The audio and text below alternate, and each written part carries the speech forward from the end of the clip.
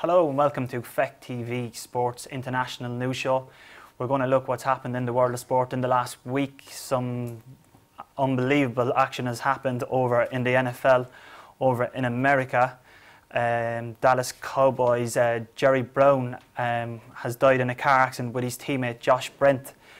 Something, Christopher, two of them were on a night out. He was coming home and Josh Brent is in jail at the minute with manslaughter for the death of his teammate. That's devastating news. And he signed a new contract that week, was it? £2 million contract? £2 million contract. But is it the fact that, what would you put, like they're out drinking, driving home, is it the fact they have too much money and they've no sense, or what would you put it down to? Well, their Merc hit a curb and turned over, and it's reportedly skidded for 900 yards.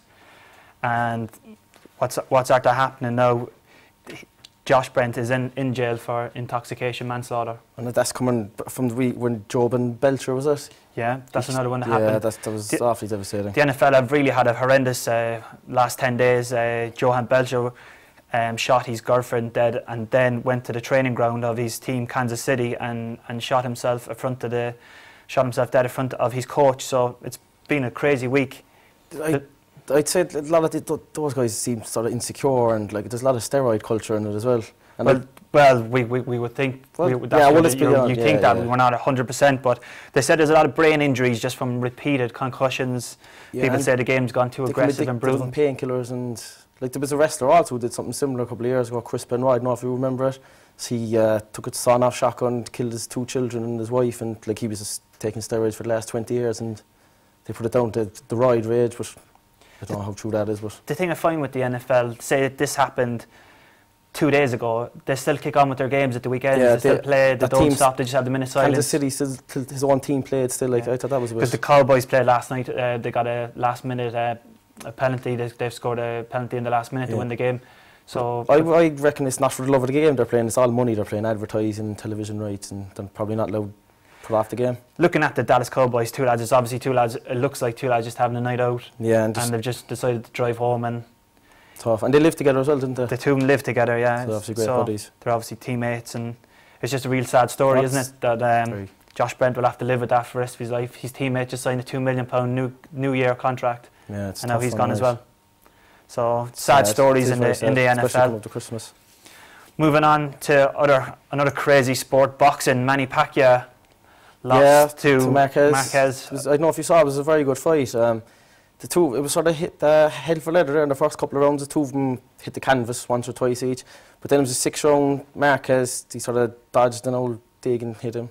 Good luck. He laid out, face down. The thing about Pacquiao, he's a congressman in the Philippines. He's loved, isn't he? I spent a bit of time over there. They love going to watch his fights. The crowds come out to see him. He's just a national hero. Yeah, definitely. And his wife has gone into Congress now as well. So it's amazing, like the effect that hit boxing. He has a boxing that he's brought to the Philippines and where he lives. You know, he's feeding people. He's putting something back into his country as well. Like, it's a very poor country, and to see him doing that is it's nice. The thing about the Marquez fight, Pacquiao had fought Marquez 3 times. But Pacquiao had been given the benefit of the doubt in 2 of the fights. He had 2 wins, while 1 was proclaimed a draw. But Marquez has always declared that he won the 3 fights. So it was revenge really for Marquez to get up and come into a 4th fight at 39 years of age and just wanted to put things right. Yeah, and you couldn't dispute the finish. He won and he won. But although Pacquiao said he's not finished yet, he said he'd like to fight him again. So you just think, what interest would they have in a 5th fight? You think we've seen it all?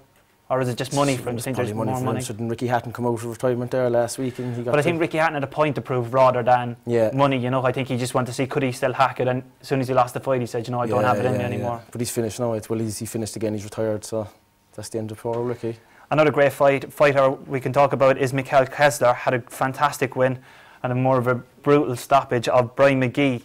Yeah, in the 3rd round. He gave him a few body shots. He went down a good few times. Like he obviously did hurt him. Like, did you see this fight? Kessler, yeah. I watch Kessler because he's always a fella that comes up against Carl Froch as well. You know, it's a good division. There's a lot of good fights. No, but he's a tough old cookie. I'd say he'd be tough to beat now. It's obviously disappointing for Brian McGee. Yeah, such a big fight for him. But he is really against a strong opponent. Oh, he is. Yeah, I'm not sure if he's going to challenge him again. Is he? Or I don't think so. I think Kessler will probably go on to bigger things now. Another thing that's come up over the weekend is Chris Eubanks' younger son, Chris Eubanks Jr., believe it or not, is fighting. He's been speaking about him recently, saying he's better than Chris Eubanks himself. It's probably the first person he's ever admitted that is better than him. But his son is fighting. He's supposed to be an absolutely fantastic fighter. He's fought twice in the last 8 days, all knockouts, 9 wins. Well, if he's as cocky as him, I suppose he'll do all right. But it's obviously in the blood, isn't it? Oh yeah, it will definitely be. So moving on then, we look at the Champions League this week with Celtic. Celtic having a fantastic performance in the Champions League. Big clubs crashing out like Chelsea and Man City, but the highlight really for us was Celtic. No, it was a fantastic game, brilliant game, all right. And the crowd were unbelievable.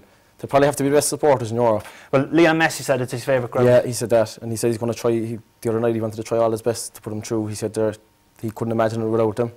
But they are fantastic. Neil Lennon has done a good job since he went there. Oh, he's very good man. I'd say there's a lot of Premiership clubs looking at him now, what he did there in the last couple of weeks. The thing is, when you look at it, they come up from the Champions League to beat Barcelona and then they go and lose their league game. I think this is the first time this week they beat Kilmarnock 3-1 on Sunday.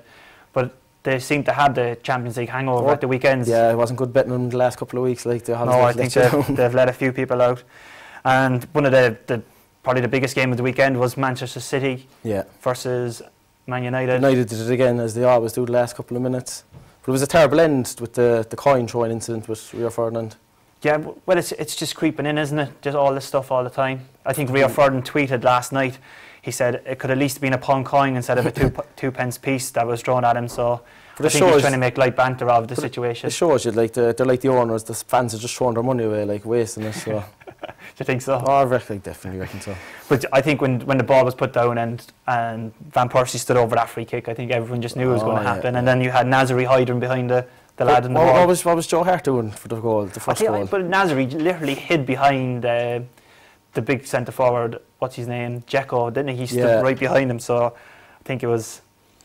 But Ian, Hart, he's poor recently, isn't he, do you reckon? Yeah, well, I don't think he gets much protection. I think Company's injured all the time. Yeah. They have a few missing.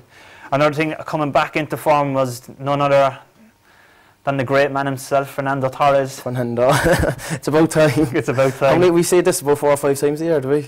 Because there is a lot of faults on. He's a great player, but I suppose I say Rafa he can guide him. Do you think he was brought in for Torres? I reckon he was, because how many he got 79 goals at Liverpool, was it? Something like that. It was high up anyway. He's an amazing record. For Fernando, the ABBA song will be on again, I'd say soon. But in his last 30 games, his record is the best it's been for goal scoring. So he's obviously coming into a little bit of form, but I'd say he is. The verdict is still out. I think he's still got to do it in the next 15, definitely. 20 games. Another disappointing game, we keep talking about it on our shows, is the racism came up again in the Norwich and Swansea game. It was a fantastic game. 4-3 it went to Norwich, but there's accusations now of fans making gestures to players in racism. It's stupid. It's pointless, isn't it, really? It's just amazing. Just every week we seem to be talking about it, don't we? And it's stupid for the game, and it's like soccer's going to be looked like a very racist sport. And you know, if it's happening, it's like it's in the news every week, and like it's a bit. They want to just get over now and just end it. And something needs to be done. And I think we all agree with that. And looking at a few of the lads in the studio here, Liverpool, we're back to winning ways again. A couple of their old boys, or West Ham old boys, coming back to haunt them with Joe Cole and. They needed that window, really, didn't they? Yeah, they have struggled, and without Suarez as well. I think that's a big thing as well, without Suarez, because he's obviously made out to be their main man, and I think Gerrard's starting to suffer a little bit now, isn't he? I think he is. Yeah, he's like. Do you think all the injuries are catching up with him over the years? Yeah. Well, what age is he now? He's about 31, is he? I say 31, 32 now. Yeah, I'd say he might have. I'd say about 3 years left in him. 3, 4. Think so? Yeah. I think, as you see with Frank Lampard and Gerrard, they seem to play more of a sitting role in midfield now than before. They were box to box getting goals. So. But with the likes with Gerrard, he carried the team for so many years on his own, and that obviously is going to take his toll, isn't it? Yeah, definitely. And probably the big, apart from footballing wise, the biggest news in sports, in soccer this week, was Lionel Messi broke the record for 86 goals in a calendar year in 2012. It's a record that was held for 40 years by Ger Muller. That's amazing, isn't it? Scored that many goals, and although Ronaldo's not too far away either, is he? No, he's not. But it's hard to believe what a player he is.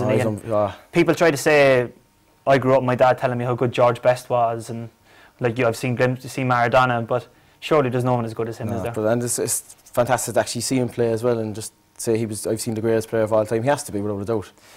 They say George Best was as good as him, but he had both feet But George Best obviously didn't have the lifestyle Messi had. He obviously, I said to people, George Best used to go in there and have to come home 5 o'clock from a nightclub and still go out and score a hat-trick.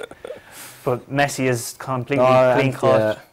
Sure, he just loves the game really, and just loves everything about it. But he has amazing players around him as well, doesn't he? Does, Iniesta and Xavi, even for his second goal, I think Iniesta was a lovely. To have all them on one team is unbelievable. Like, they're fantastic, even to watch. Like, but I think it's an era that we will look back and look at Messi and just say there was no one ever as good as Messi. Never. But come back to Ronaldo again. You'll always be remembered as the second best player of all time. He's probably wrecking his head.